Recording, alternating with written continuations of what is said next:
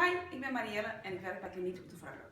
4 maanden geleden heb ik mijn eerste botoxbehandeling gehad in mijn kaken, omdat ik heel veel spanning creëer in mijn kaken. Ik doe dat vooral als ik sport bijvoorbeeld, maar dus blijkbaar ook als ik slaap. Dan klem ik mijn kiezen op elkaar en dan ga ik knassen.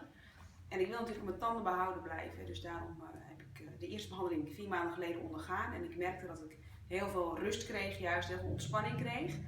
Maar nu, een paar maanden later, komt het toch weer terug. Die spier wordt weer sterker en daarom krijg ik vandaag mijn tweede behandeling. Nou, Marielle, je weet een beetje hoe het gaat, de behandeling. Dus je krijgt 4 prikjes per kant in de kauwspier. Dat is een spier die in je kaakhoek loopt. Die ervoor zorgt dat je mond open en dicht gaat.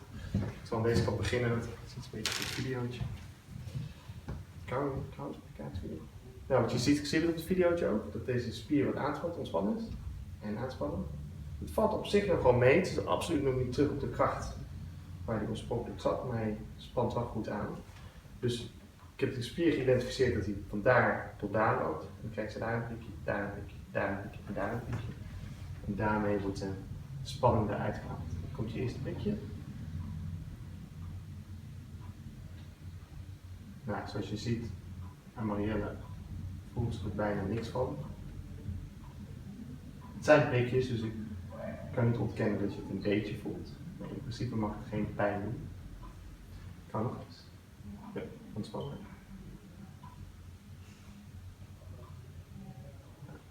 Wat je kan verwachten, gaat het goed? Ja. Wat je kan verwachten na de behandeling is dat je krijgt een beetje een stijf gevoel in je kaakspier voor een paar uur meestal. Hoeft helemaal niet. En over 3-4 dagen merk je echt dat die spier minder goed kan aanspannen. Een beetje met deze kant opdraaien, dan kun je het van hier zien. Koud. En ontspannen.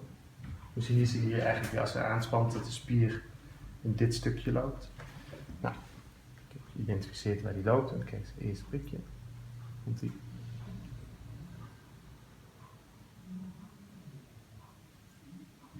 Tweede prikje.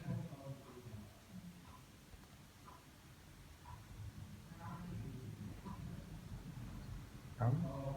Ja, en derde prikje.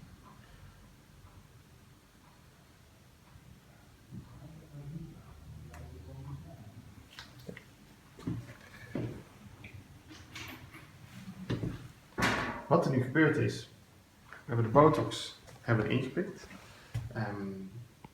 Wat je kan verwachten is dat die kracht en de spanning eruit gaat en dat je minder zal tanden knarsen.